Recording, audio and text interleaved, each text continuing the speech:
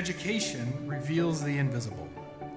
Every mind is constantly at work, though its activity goes unmeasured. Every body reaches and stretches, though we don't see the story that drives it. Every heart is continuously being shaped, though we can't watch as it is sculpted. Attuned to these rhythms, teachers guide learners on a journey of discovery. Coursework draws out the mind's dexterity. Projects push students to play with ideas. Every challenge shapes character. Every experience builds perspective. The invisible becomes visible. Learning has come to life. And when students question, search, explore, and never quit learning, they'll remember the teacher who saw it all along. Be one of these teachers, using your heart and mind wherever God calls you to reveal the invisible through education. Start with Calvin University.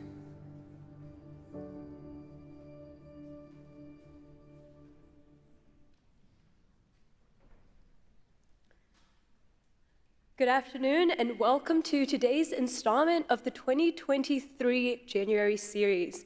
My name is Adelaide May and I'm a junior studying chemical engineering from Aurora, Illinois. Would you please take a moment to silence your cell phones?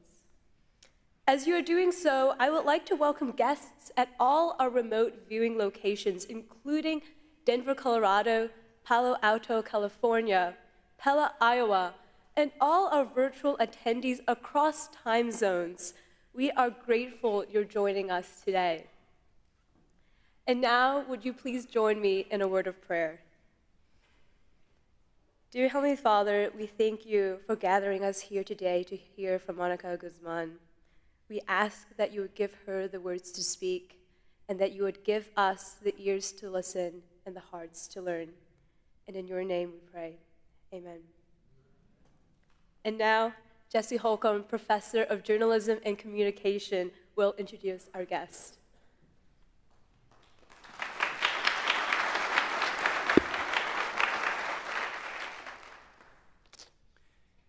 Talking about politics at Thanksgiving dinner. It may be a cliche, but it's also a challenge we all face in one way or another. Fortunately, there's literally a manual for how to navigate this stuff, and we have its author with us today. Monica Guzman is a bridge builder, a journalist, an entrepreneur who lives for great conversations sparked by curious questions. She's a senior fellow at Braver Angels, the nation's largest cross-partisan grassroots organization working to depolarize America. Guzman also hosts a live interview series at Crosscut and co-founded the award-winning Seattle newsletter, The Evergrey. Her book, I Never Thought of It That Way, discusses the crisis of broken conversations among confounded people. It shows you how to overcome the fear and uncertainty that surrounds us to finally understand and learn from people in your life with different and opposing views. Guzman was a 2019 fellow at the Henry M. Jackson Foundation and a 2016 fellow at the Nieman Foundation for Journalism at Harvard. She was named one of the 50 most influential women in Seattle and served twice as a juror for the Pulitzer Prizes. Monica will be available to greet the audience in the West Lobby of the Covenant Fine Arts Center following the presentation, where copies of her book will also be available. Calvin University is grateful to the Howard Miller Company for underwriting today's presentation. Please welcome Monica Guzman.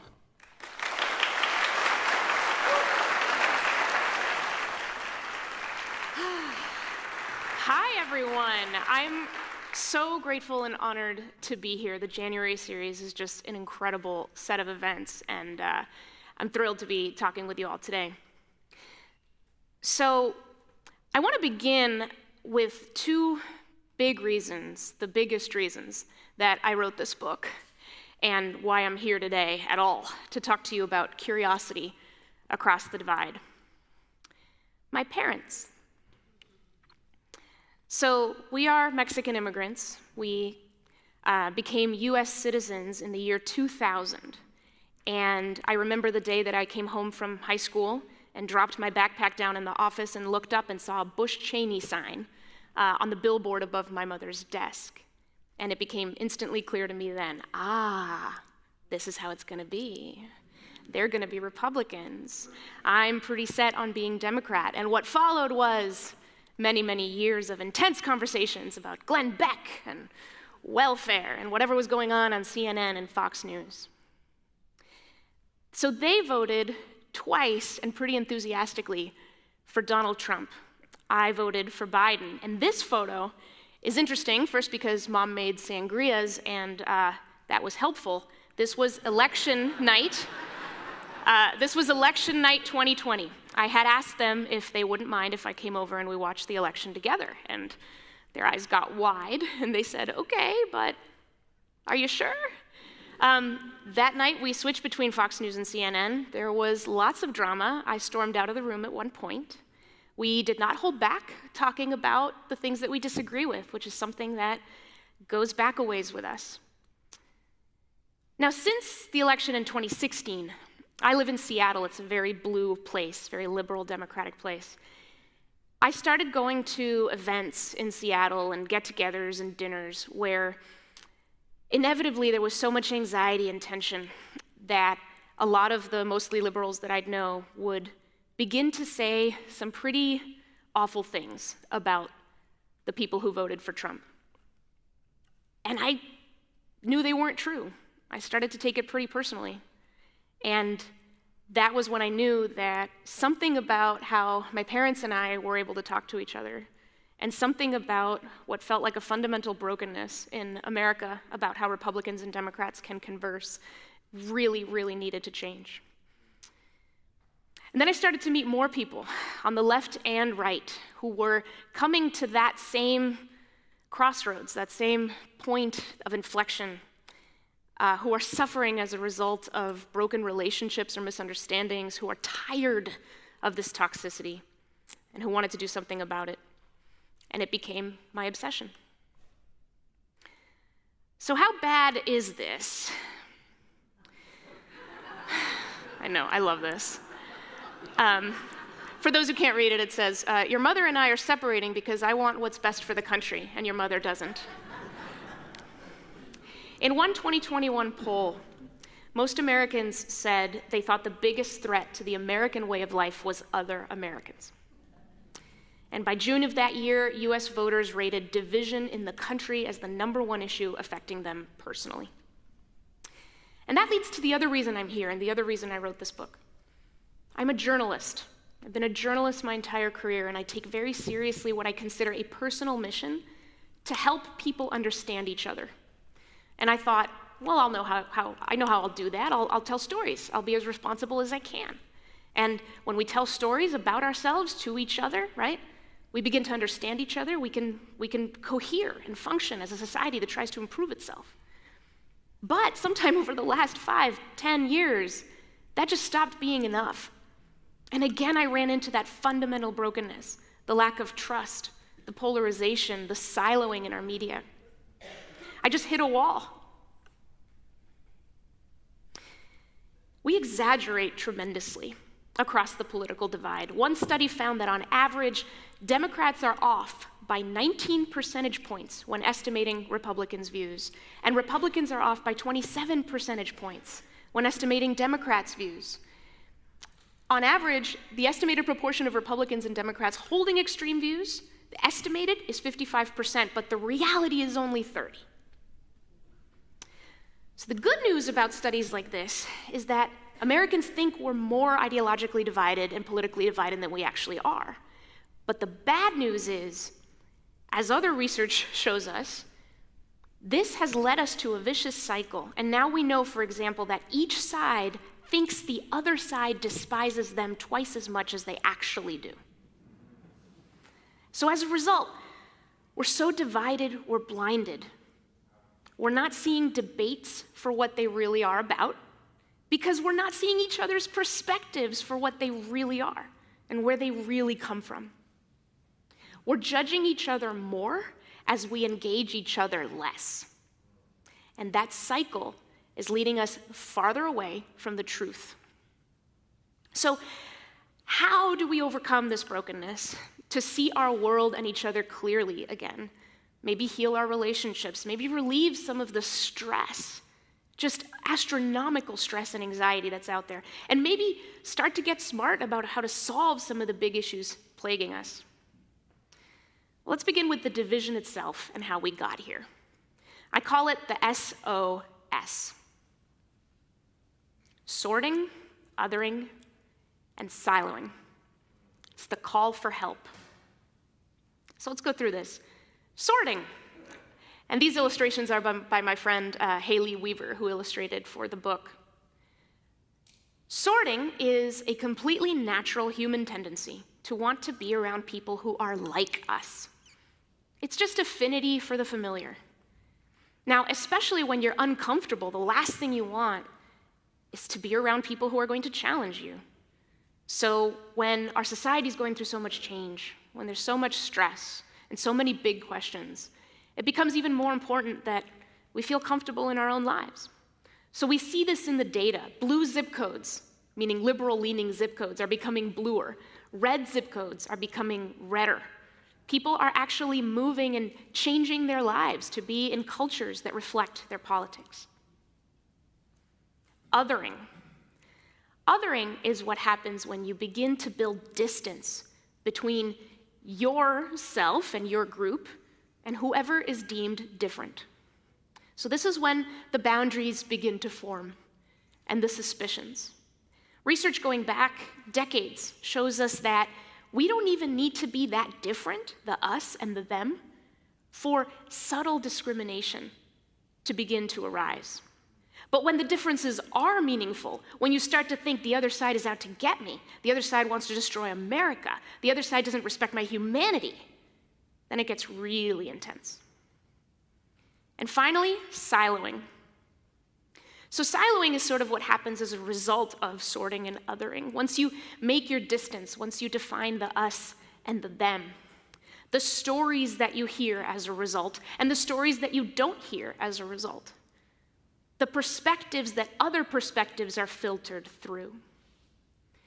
It leads basically to this, thanks to our technology, the pervasiveness of phones, how we get all this content fed to us that we have selected for ourselves. Whoever is underrepresented in your life is being overrepresented in your imagination. You are hearing the judgments and you are subscribing to them, and no one is immune from this.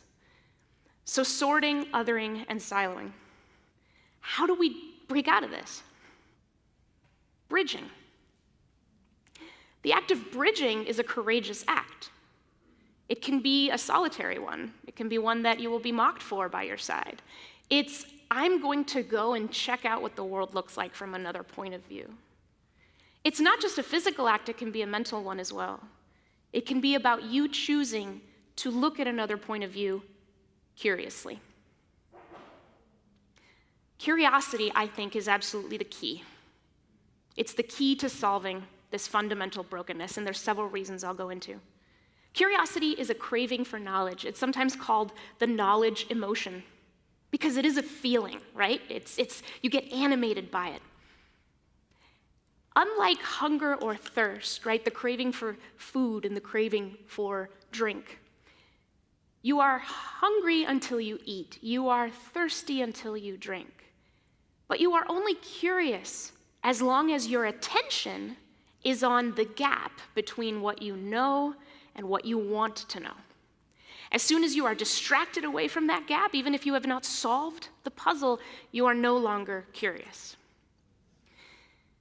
But here's the good news. The good news is curiosity is misunderstood as a personality trait. It is not a personality trait. Curiosity is a practice. We all come equipped with it. It can be fun, and well, let me put it this way. One interesting way to think of curiosity is the distinction between deprivation-based curiosity and interest-based curiosity. Deprivation-based curiosity is when you're curious like an itch you can't scratch and you really, really need to. It can be, you're hanging out with your friends and who's that guy in that movie? You know that guy? Who's the guy? Who's the guy? And finally someone takes up that phone, figures out who the guy. But it can also be, when am I going to be able to vaccinate my kids? Or when will these mask mandates be lifted from my kids' schools? Interest-based curiosity is more adventurous. I had this really good chia pudding in a recent family trip to Mexico City, and I loved it. And I was like, chia, like, where does it come from? What's going on? I ended up on Wikipedia just the other day, just reading the entire Wikipedia page about chia seeds, discovering that it was a staple food of the Aztecs, which was sort of a funny way to kind of bring it all full circle, and then reading about chia pets and who invented them, and just going crazy. That is interest-based curiosity. There are 4 steps to the practice of curiosity. You have to mind the gap. Keep your attention on the gap between what you know and what you want to know. You gather knowledge to see if you can inform into that gap. You must reject easy answers. This is really tough. In stressful times, in times of high anxiety, like this politically divided time we're in, this dangerously divided time we're in, easy answers are all around. And because we feel a lot of deprivation-based curiosity. How could they vote that way? How could he think that? Easy answers are soothing. Psychologists talk about NFC, the need for closure. What you'll do is you'll manufacture certainty once you hear any answer, and you'll say, aha, I read the thought piece on people like you. I saw the statistics. I know everything I need to know to make my judgment. You also need to embrace complexity. We talk about confusion, confoundedness. These are states of not knowing that are tinged with something quite negative. I'm confused. I don't want to be confused. Well, what if you reframe confusion as complexity? Whatever is confusing is complex. That doesn't mean that I can't start to understand it. It only means that it's going to take some steps. What's my first step? Where can I begin to ask my questions? Speaking of questions, the key question to ask across all divides, but particularly the political one in my work, what am I missing? When you think you know, when you think you understand the other side on an issue, ask yourself, what am I missing? There is an assumption baked into this question that's key. And the assumption is that you are always missing something. And there's a reward for finding out what that might be. I think of it as almost like little gold coins in your conversations across disagreement. And I call it the I never thought of it that way moment. When you're having a conversation across different perspectives, and you think or say in response to what the other person said, I never thought of it that way. That's proof that some insight has crossed that chasm between their perspective and yours. To give a non-political example, I moved to Seattle in 2007, and it did not take me very long to become completely depressed about the gray and the weather. And I was sitting in a bar that first year with some brand new friends, and he was asking me that question you ask out-of-towners, so what do you think of the rain? And I gave him the truth. I hate it. This is dumb. I don't know what to do. Help me. And he said, I look at it very differently. And he told me how, when it's raining and he's driving, if he gets to where he's going, he'll actually not just get out of the car as soon as he arrives. He just sits and he listens to the rain drumming on the roof. And he finds it to be so beautiful and captivating. He told me, rain has an aural beauty, A-U-R-A-L, aural beauty. And at that moment, I looked out the window, and it was raining. And boom! I never thought of it that way. It does have an aural beauty, and I love music. And from that second on, I started to become more of a Seattleite and appreciating the rain. I'll give you a political example and something else that led to the book. Right after the election in 2016, my babies had gone to bed, my husband had gone to bed, and I was still downstairs with CNN on, feeling pretty glum, considering who I'd voted for. And I knew who I had to call. I had to call my mom. So I called her, and I could tell she was really happy and holding it in, which I respected. And she listened to me, and I told her what was in my head. The narrative that was in my head was, democracy has broken. Why is democracy broken? Well, because in my very strong opinion, this country just elected someone who could just destroy all of our institutions and has no respect or regard for these scruples, my opinion. And she listened, and she listened. She listened really patiently. And democracy's broken. And then she said, I see it very differently. And she talked to me about Mexico. Growing up in Mexico, up until the year 2000, the same political party always won the presidential elections because it was corrupt and rigged. It was the PRI every single year. And I remembered when I was a kid going to a voting booth in Mexico with my grandmother, and she walked me in, and as we were walking there, she was telling me, you know, my vote probably won't matter because I'm going to vote for the other party, but I'm going to do it anyway. And I remember looking up and be like, why, Grandma? Like, abuelita, this is dumb. Why are you doing that? And she said, I'm just going to do it. And so my mom said, you know, this election, all I hear is that Hillary Clinton is going to coast to a victory and my vote won't matter, but I voted anyway. And she goes, Monica, democracy's not broken. Democracy works. I'm really happy because democracy works. And I said, I never thought of it that way. Now, there are two arch villains of curiosity. Fear is the first. You cannot wonder about what you think is out to get you. You're being chased by a bear. You're not going, I wonder if it's Fluffy. You're running away, getting the hell out of there. You don't care, you know everything you need to know. You're gonna run. But there's a bigger arch villain, certainty.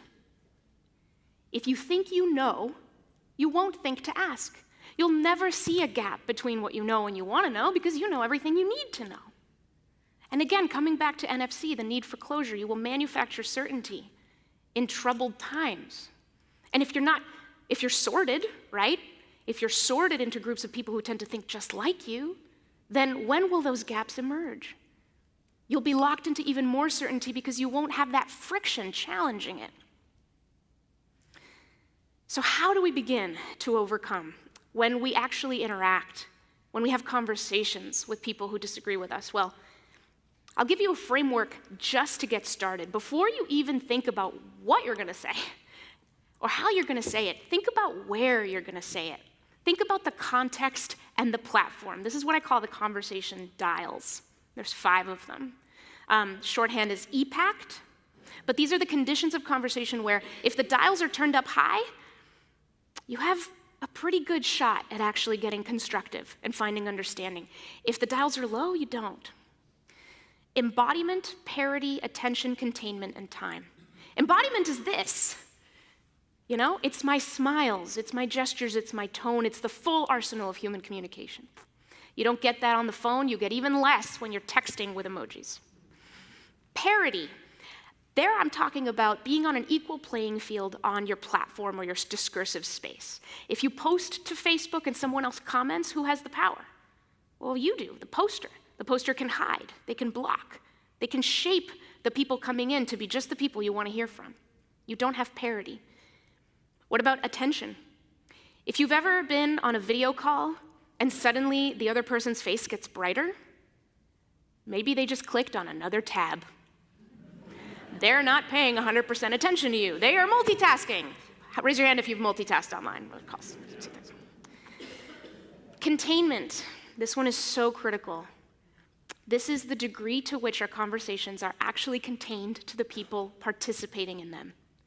On social media, you are playing to an invisible mass audience. And the key word is play. The less contained our conversations are, the more that we perform our perspectives instead of openly explore our perspectives. And finally, time.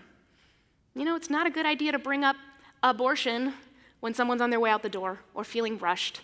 You want to make sure that you have time for these things. Social media gives us the beautiful, scalable quality of asynchronous conversation. I'll send you a message now, you respond tomorrow. But are you going to be able to reflect? Are you going to be able to connect in the ways that you need to? There's very little substitute for in-person communication. So what you do is you turn up the dial. One of the biggest mistakes people make is they think wherever the conversation started is where it needs to stay. Wrong. If somebody brings up a politically contentious topic on a public Facebook or Instagram thread, then just go, hey, can we take this to a private message thread? You're turning up the dial on containment. Hey, can we pick up the phone? You're turning up the dial on attention and time, right? Turn up the dial. The other thing that I think is extremely important is we tend to focus all these conversations and challenges on ideas, which makes total sense. But what if we instead focused on people? So, quick story. Right after the 2016 election, as I mentioned, Seattle, mostly blue Democratic place, pretty dead. I had just started a newsletter called The Evergrey in Seattle, and our values were curious, honest, useful, bold, and inclusive. We wanted to help our community be curious.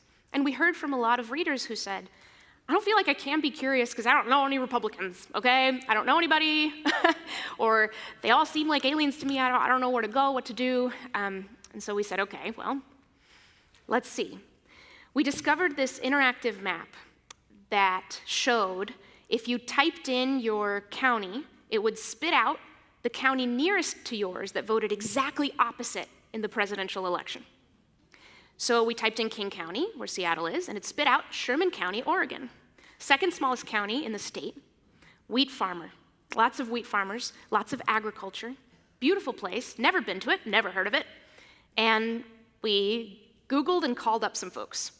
It was a big, big risk, but what I can't believe is that we ended up partnering with a longtime agricultural agent who's now my dear friend, Sandy McNabb, and we co-created an experience, an event.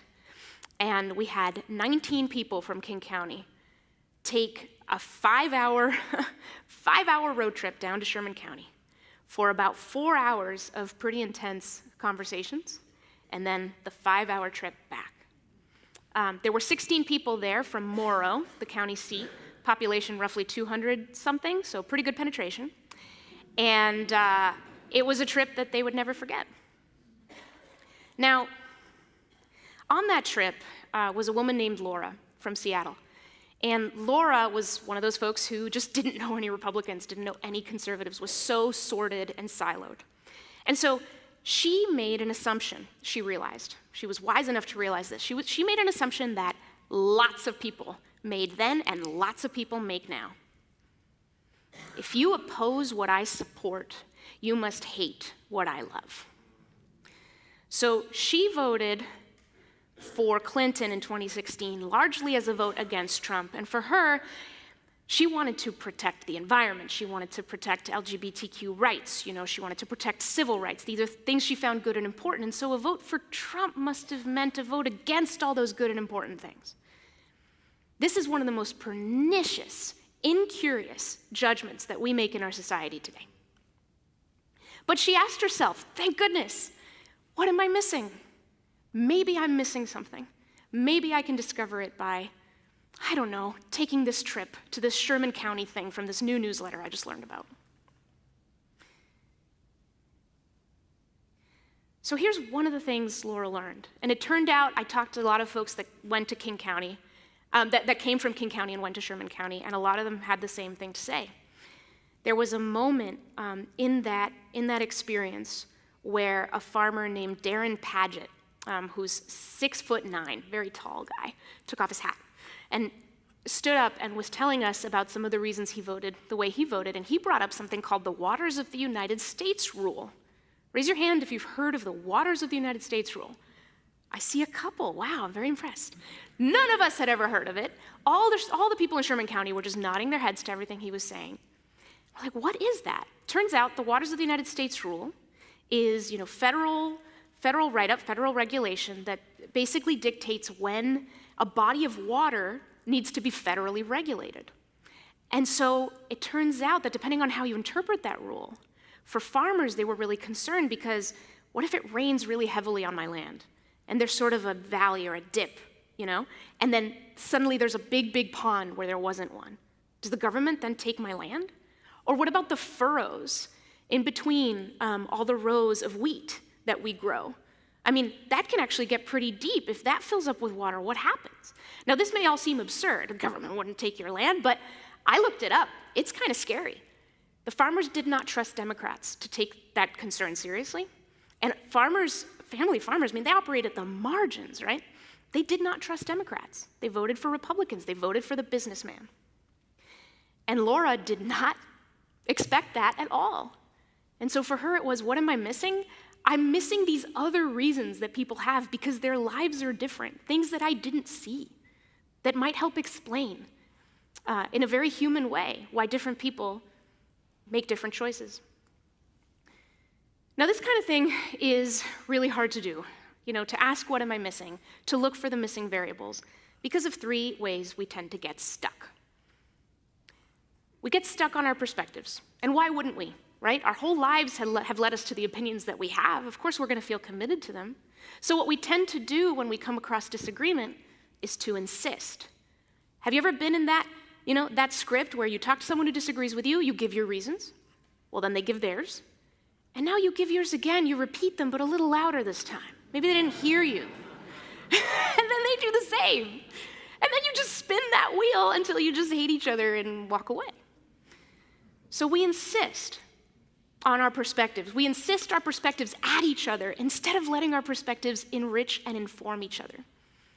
And we also end up performing our perspectives, largely based on where they're happening instead of exploring them. We also get stuck on our judgments. Now, judgments and assumptions, these are just certainties in different forms. The exact same thing. They're the enemy of curiosity. We get stuck on our judgments of each other, and particularly these. If you are ever in a conversation across disagreement and some part of you starts to think, they're crazy, stupid, or evil. That's what it is, it's gotta be one of those. When somebody thinks or says, what is wrong with you? Pay attention to what that's doing. Your curiosity is now turned to what is wrong with them. That's the gap you're going to chase. What is wrong with them? Ugh, right? Kind of shudder at what that does. I put wounded in parenthesis because sometimes a judgment that someone is wounded, it's just as condescending as these other things. It is just as untrue. And I hear that as sort of like, oh, no, I don't think they're crazy, stupid, or evil. I just think they're wounded. Whew. Really? Yeah, get to know people, yo. Go get to know people and see what's going on. But here's the biggest one. We're stuck on winning. Classic XKCD comic. Are you coming to bed? I can't. This is important. Why? Someone is wrong on the internet. Okay. I love this quote from author Elizabeth Saunders. She says, when you feel you've won online, you've rarely changed anyone's mind. Instead, you stand as the triumphant king of a lonely land, smoldering with the ashes of people you've decimated with your words, who are less likely than ever to listen to your side again. Now, I bring up winning online because the internet is a non-place that makes us into non-people. It takes us away from people, that focus on people, and just toward ideas. People are walking opinions, and we need to smash, right? We need to convince. I'm not okay unless they all agree that what I think is okay is okay. I'm not okay unless I perform this to everybody around me. But the thing is, for all those mic drop moments we think we're having, I posted a meme, right? It got a bunch of likes, like I've made my point. I'm sure I've changed tons of minds. No, you haven't. The internet doesn't allow us to witness people in the act of listening. So we actually don't have the metrics of persuasion at all. We don't know that it's having an impact other than rallying our side for the most part and angering the other. So I'm afraid that the ethic of the internet is making us think that in the course of one conversation, if I just give my reasons, this glittering reason that convinced me on this political issue, all I need to do is hand it over to them. And it should have the same effect on them, and if it doesn't, they're crazy, stupid, or evil. But persuasion hardly ever happens in one conversation, especially an aggressive or hostile one. Who's going to admit that they're changing their mind? All you want to do is defend yourself. You feel attacked. But here's the most important thing. When you're trying to gain understanding in a conversation of disagreement, you cannot get traction with a mind you're trying to outmaneuver or defeat. You can't do it. You can't actually connect. You can't calibrate. And this goes back to being condescending. Because People change at their own pace. Our minds change at their own pace, and only when there's fertile ground for it. So going back to the I never thought of it that way moment, what's cool about starting to track those moments in your own life, and I journaled these for weeks. I actually paid attention, like when do I have little I never thought of it that way moments, big I never thought of it that way moments, I wrote them down, I tried to understand. It was cool because what I realized was those moments are basically like seeds in your mind, right? They might get dug out of the ground the next day, you might forget about them, or they might really grow and sprout into you're changing your mind on something. But how often will that actually happen instantly? Only when there's fertile ground for it. Only when you were right at the cusp already and somebody says something, you go, I never thought of it that way, and boom, you realize you're on the other side. I gave a call to one of my colleagues at Braver Angels because we had recorded a podcast about abortion. And I'm pro-choice and she's pro-life. And we had an incredible exchange. And she asked me some really challenging questions. And about a week and a half later, I was in my car, and my brain was just processing everything. And I was reflecting on her question, and I realized, boom, I had changed my mind on something. Still pro-life, but something very key. I realized, oh my gosh, she was right about that. And I pulled over and I called her and I told her. And she was almost in tears. She's like, nobody ever tells me this. Like, we almost never tell each other when something we say actually might have moved us. But how often does it happen in hostility? Very, very rarely. It happens in warmth. It happens in connection and relationship and calibration. The show Ted Lasso, who's seen that? Good show. There's this quote, be curious, not judgmental. It turns out you cannot be curious and also be judgmental. You cannot be judgmental and also curious. You are either one or the other. But the good bit is you can turn your judgments into curiosities. All you do is add a question mark. You know, they're just saying this because they're X. Are they X?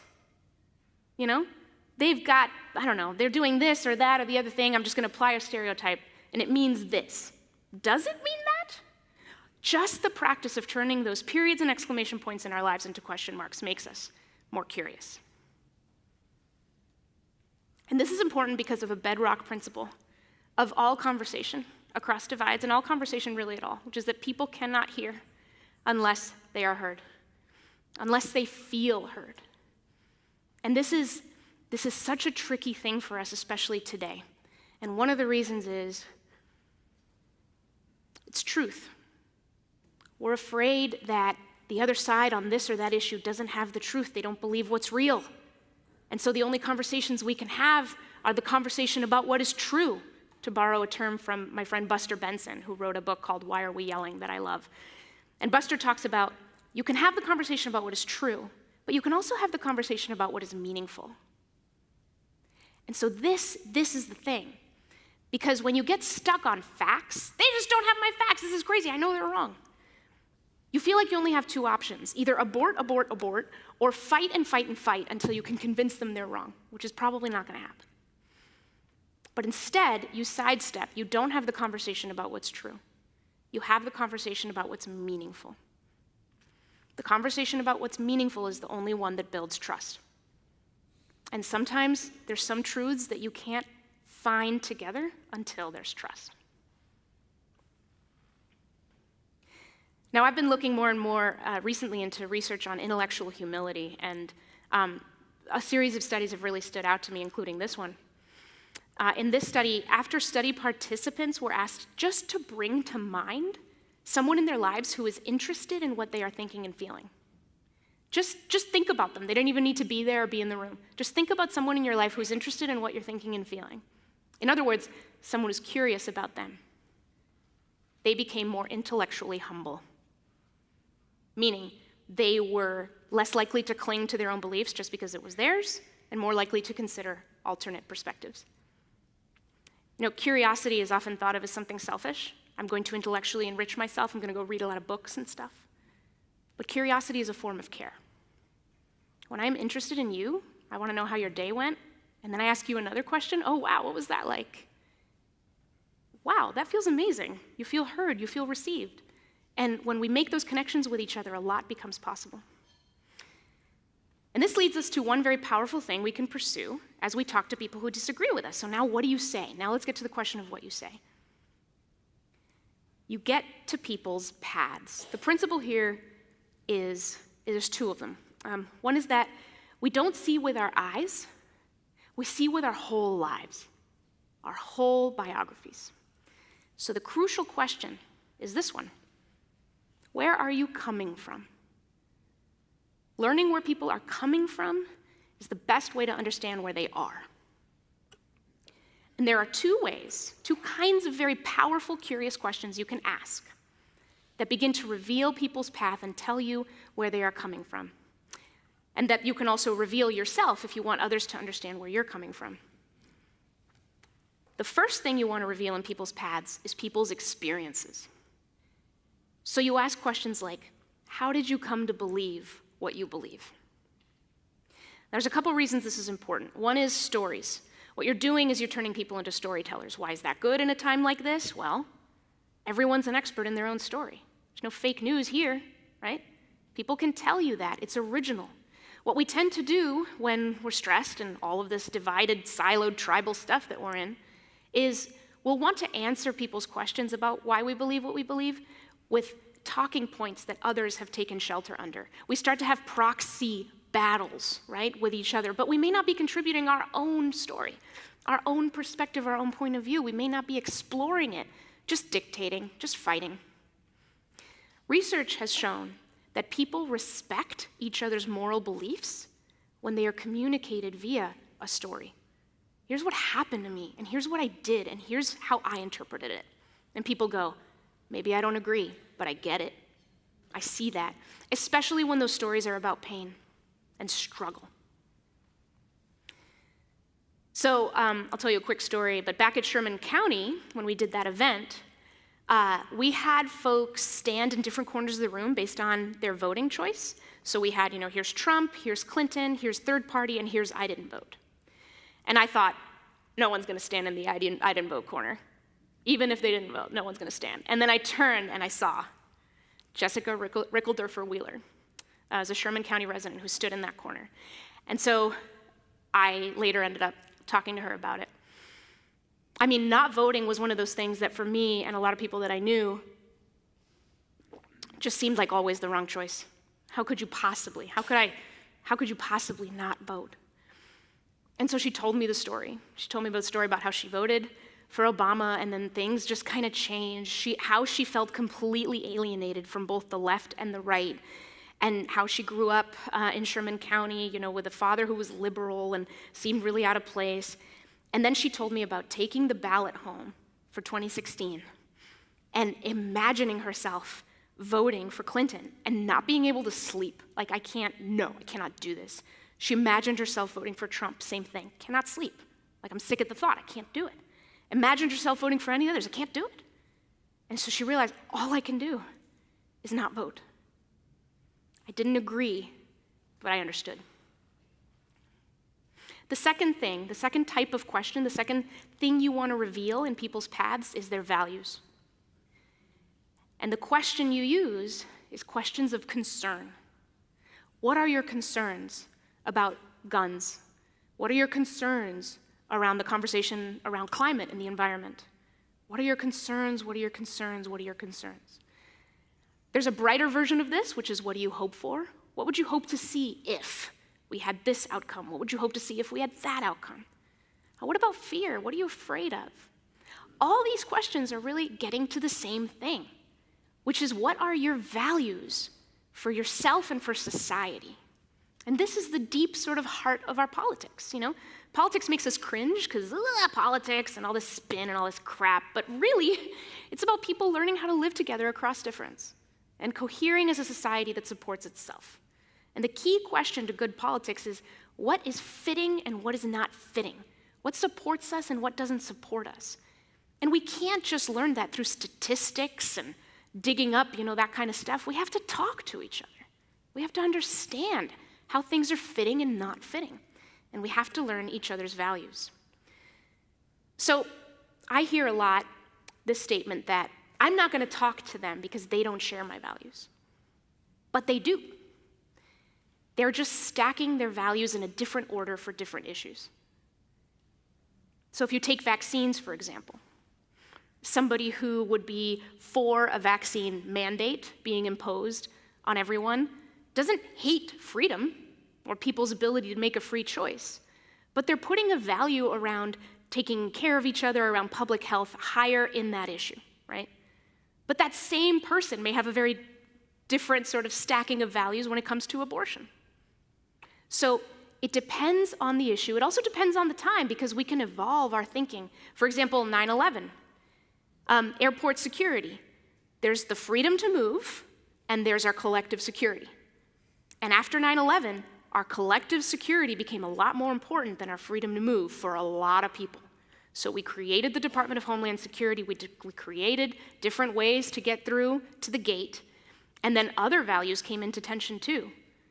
When it came like fair treatment, some people who looked a certain way got stopped more, right? So all these values get mixed in and mixed up. Now, why is all this important to uncover people's paths? This is a screenshot from one of my favorite movies. I studied film in college. Sorry, bit of a snob. This is from a movie called The Rules of the Game, a French classic by Jean Renoir. But there's a scene where one character explaining himself to another, and he says, "The awful thing about life is this: everybody has their reasons. So you're crazy, you're stupid, you're evil? No. You have your reasons too. The question is whether I'm open to them." Right? I can continue to be confounded. I can choose to continue to be confounded. I can have certainty about this. Or I can be curious and figure out what your reasons really are. So the question is never about whether other people's reasons make sense at all. They do. The question is whether those reasons make sense to you, whether you are open to them, and whether others are open to yours. The thing is, curiosity is worthless without honesty. And I want to make sure we get to this point too. So in conversation, even if we're curious, how do we help each other stay clear and open? Well, we have to make sure we get them right. And one of the principles that's difficult here is that meaning is in people, not words. In times like this, our culture wars are being fought in our language, and words become reasons to stop engaging, to get in each other's way. Through Braver Angels, I met Wynette and Vera, and they wanted to have conversations across the divide about elections. And Vera wanted to talk about voter rights. But Wynette was also concerned about voter security and election integrity. And so they couldn't even really begin the conversation until they came to some agreement on what to call it. And they called it voter rights/election security. And that felt like it actually included, talk about being inclusive, it included all their concerns. Now, questions help, but not all questions. People also make the mistake of thinking all questions are curious. No, they are not. No, they are not. Here's the CARE framework for asking good questions that help get to understanding. Are your questions curious, answerable, raw, and exploring? Curious means that they are primarily motivated by closing the gap between what you know and what you want to know. If they are primarily motivated by cornering someone, kind of a gotcha moment, then you're not going to get that. Answerable. If you say, "Oh yeah, what was the US GDP in 2017? Huh?" Sometimes we use those kinds of questions as a sort of intellectual shove to try to tell other people you're not even qualified. I've got all my research, I'm going to throw stats your way, right? The conversation about what is meaningful, we are all qualified to have. Raw. When questions are raw, they don't have baked-in assumptions. Why do you believe something's so racist? Take the assumption out, right? Ask a question that is raw, that does not have that in it. And then finally, exploring. Don't be demanding. People may not satisfy your every curiosity in that moment. Tell me the truth, why'd you really vote for that guy? That's not an exploring question, that's a demanding one.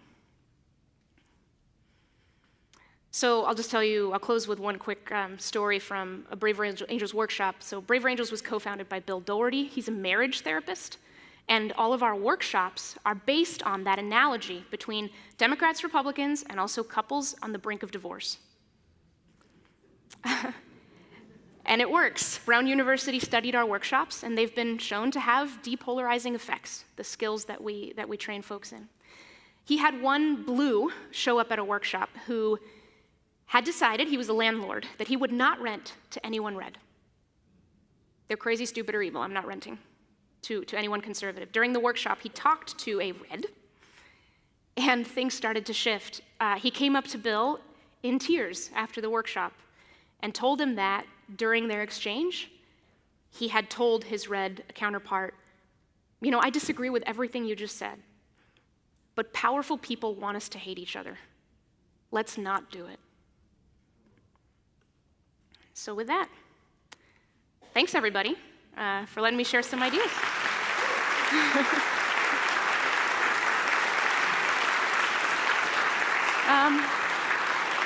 There's water over here.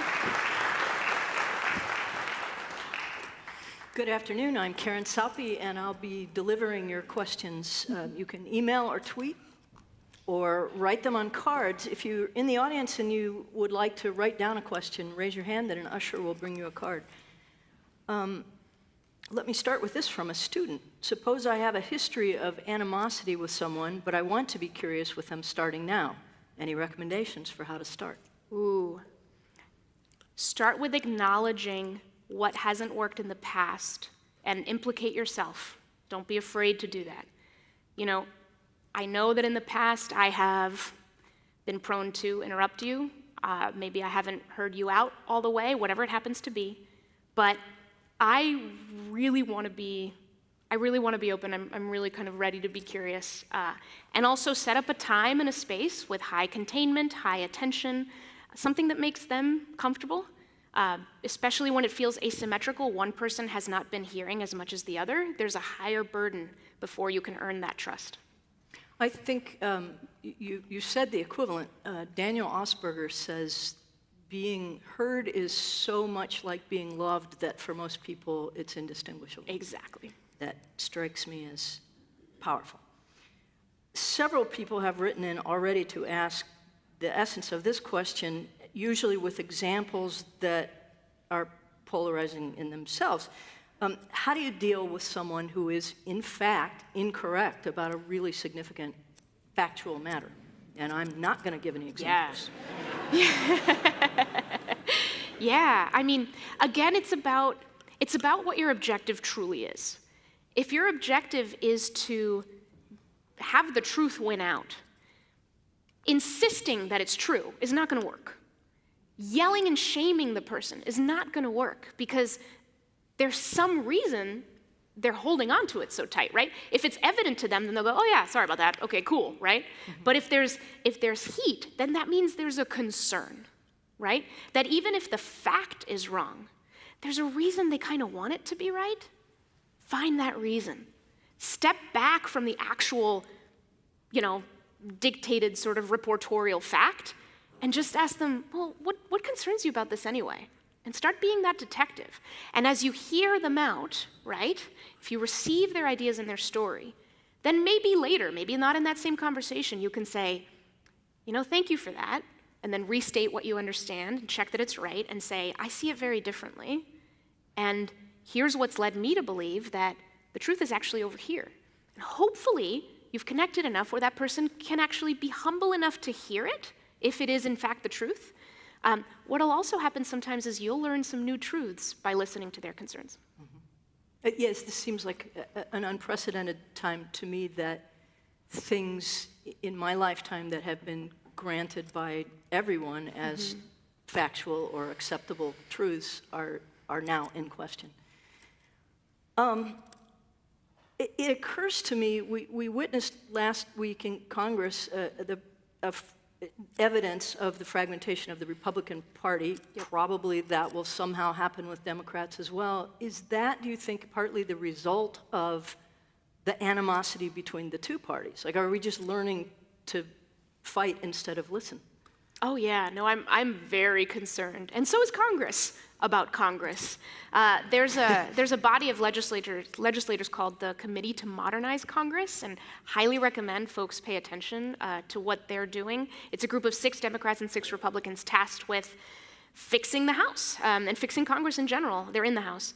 And they've been doing hearings on depolarization and trying to understand.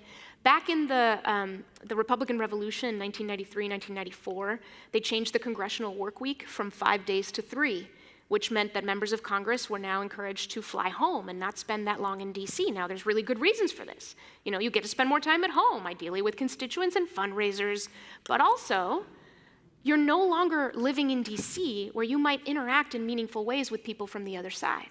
So this is just one example of ways that systematically our deliberative body has become less deliberative because they are not as connected.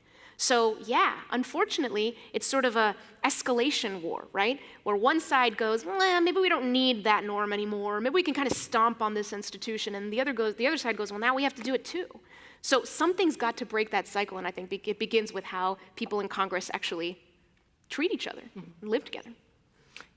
You talked with students this morning. Someone asked you about personal habits that have helped you keep your sanity and cultivate these practices. Could you talk a little bit about that, please? Yeah, there's a couple that have been really powerful. One was last May. I decided, and this is after, you know, I've got, I don't know how many, like 27,000 followers on Twitter. I've been on social media a lot, and it has been addictive at points in my life. But I said, I'm taking social media and email off my phone. I thought it wasn't going to work. It has worked beautifully. I have a second phone, an older phone that has Instagram on it, and it's chained to my desk downstairs. I take it with me when I travel, but I haven't taken it out of my backpack this whole trip so far. And the other thing is, I was addicted to the New York Times. I think that there's such a thing, to be addicted to media, where I want dopamine. I want something new. Go to the New York Times. I had deleted the app from my phone thinking that would do it. No, it didn't. I just went to Safari and went NewYorkTimes.com like an idiot every time. So I've read into research about how when our brains are so reactive, they don't have as much space to be proactive, right? If curiosity is about minding the gap between what you know and you want to know, I want to make sure that I can do that and that I'm not constantly diverted by a shiny notification. So now I've also substituted one behavior for another. So when I'm out in the world and I've got my phone and I want to just get a little hit of dopamine, I make myself go, what's something that I have been curious about today? And so the chia thing, that's how it happened with the chia seeds. But I've done it with a bunch of other stuff. I saw the show Wednesday on Netflix, great show, Wednesday Addams. And I was like, what is the Addams Family? Where did it come from? Turned out it was a New Yorker cartoon back in the day. I didn't know that, right? And all these things, I read all of that. So yeah, so now I'm doing that in my life, and I feel more open to actually being present in the spaces where I am and making the most of those interactions. Sometimes, probably, you do have to look at news. Are there sources that you find helpful, or do you try to get information from from multiple perspectives? Yes, there is a new crop of aggregators that are trying to address head-on polarization. And so, for example, The Flip Side, started by Anafi Wahed. That's an email newsletter that takes a look at the best opinions from the left and the right, and brings it to you in a nonpartisan kind of bundle. There's also All Sides, which might be the best known. They're fantastic. And they have a media bias rating, and they label some outlets being lean left, lean center, lean right, and they're really methodical about that. So I really like that, because what I'm trying to do is make sure that I am never hearing about one tough issue from only one side. Because one of the things that ends up happening as a result is you lose the nuance of language, and you don't realize that there's different names and frames for different issues. And so you start to talk about an issue, and without even knowing it, you're slapping people who disagree with you in the face because they're hearing a term that they believe stands against them, and you don't know because you haven't stepped into their world. So that's what I'm doing, is it's about that. I highly recommend the Christian Science Monitor's political coverage. Very, very curious. I was a fellow with Krista Case Bryant, who's their congressional reporter, and she's amazing. But yeah, I would recommend them. I think podcasts are very good because they're more intimate, and you can get conversations with people and hear the tone and the sort of more embodied perspectives. It's like I like books because I can't interrupt, or I can, but it doesn't matter. Yes. And podcasts too, the conversation continues regardless, Exactly. and I have to listen. Exactly. Being curious or open to discussion is often viewed as a weakness, writes one listener. How do we overcome this? Oh my gosh, this rankles me. This really gets to me. It is, because in our discourse, the idea is that certainty is strength. Certainty is confidence. You know, that if you are questioning, if you're intellectually humble, that just means you're wishy-washy. That just means I can talk you into anything. That is not what it means. Curiosity is strength. You know what's harder now? Is standing up to your side and saying, wait a minute, I see some complexity there. What about this? What about that? Right? And saying, wait a minute, why are you just judging that whole... It's curiosity. I mean, yeah, curiosity is strength too, because it allows you to be an independent thinker, right? And filter things through your life and your experience. And when you see a gap, not go, oh, no, I don't want to share that because people will think less of me if I ask this question. No, you share it with the confidence. There's been really interesting research about testing this idea, and one of them had people read 2 scripts, and both from like fictional, scenarios, and the scripts were between a community leader and a business leader, and the community leader and business leader were talking about COVID, and the business leader in this scenario is saying things that are just plain wrong, right? And then the community leader is having a conversation and trying to persuade both the audience and whatnot that he's got the truth on his side. So they did it so that in one scenario, the community leader was just really certain and, no, this is how it is. And in the other one, the community leader was more like, well, tell me why you see it that way, and things like that. And so one hypothesis was, well, if it's true that certainty is strength, then the scenario where he's being really rigid should be the one where we see him as the stronger leader. And it wasn't the case. And in both scenarios, people saw the persuasiveness of what he was saying. But in the scenario where he was open, it's actually a better leader, somebody that people want to get behind. I sure wish we had more time. Thank you so much, Monica. Thanks, you everyone. all for being with us, and we'll see you tomorrow. Oh, I wish you could see this list of questions.